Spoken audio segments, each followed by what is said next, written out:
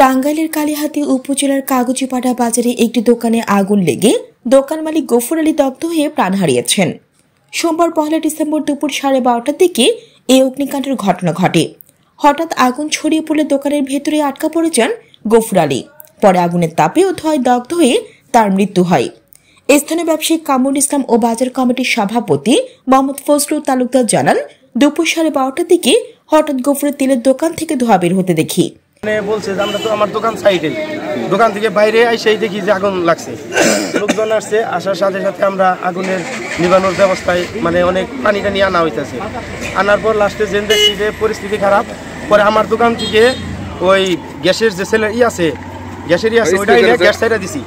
সাইডা দিয়ে আগুন সামনে নিচ্ছে। নিবার পর ওই আগুনটা পিছনে আবার ওই বোতল ছিল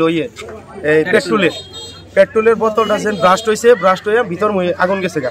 কিন্তু মুরব্বী যে ভিতরে আমরাও জানি না, জানলে ঢোকার কোনো আমি কিছু একটু আই গেছিলাম, তারপরে পাইছে গেছি। পরে আবার আমার দোকান থেকে জেনারেটর আইনে পরে মোটর স্টার দিছি, কারেন্ট নাই।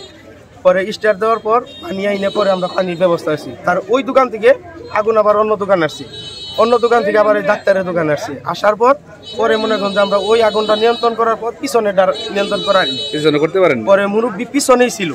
পরে ফায়ার সার্ভিস আসছে, শেষে আমরা নিবানোর পর আসছে, ধুমের লিগে আমরা ঢুকতে পারি না, আর গরম। পরে এই ফায়ার সার্ভিস আইসে ওরা ভিতরে ঢুকছে দিয়ে। পরে ওরা যায় দেখেছে যিনি মারা গেছেন ওনার নামটা কি? গফুর আলী। আর ক্ষতির পরিমাণ কি ধরনের? দোকান অনেক মাল আছিল, 12 লাখ টাকার মতো আনুমানিক ক্ষতি হয়েছে। হয়তো কিছুটা বেশি হতে পারে, কিছুটা কম হতে পারে। ঠিক আছে, এটা আনুমানিক হিসাব। ওই কবুতরের খাদ্য ছিল,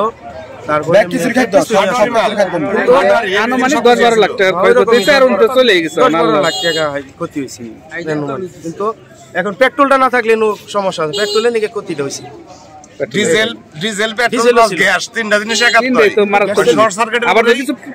দেখলাম ওইখানে নেট জাল গুলো আছে না, নেট জাল, তারপরে দড়ি কাছি, এগুলা অনেক আছে।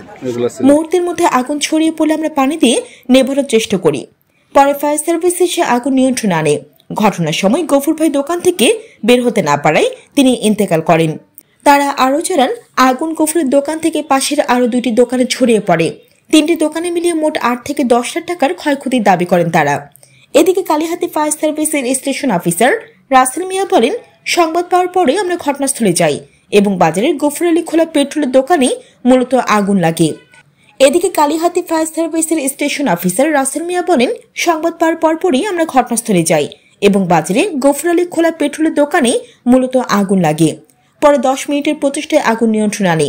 দোকান মালিক গফুর ভেতরে আটকে পড়ায় দগ্ধ হয়ে তিনি নিহত হন। নিহতের লাশ উদ্ধার করে পুলিশের নিকট হস্তান্তর করা হয়েছে। প্রাথমিকভাবে ধারণা করা হচ্ছে বৈদ্যুতিক শর্ট সার্কিটে আগুন লাগতে পারে। গফুরের দোকানে আনুমানিক 2 থেকে 2.5 লাখ টাকার মতো ক্ষয়ক্ষতি হয়েছে। এই বিষয়ে কালিহাতী থানার ওসি মাহবুবুর রহমান জানান, আইনি প্রক্রিয়া শেষে মরদেহ পরিবারের কাছে হস্তান্তর করা হবে।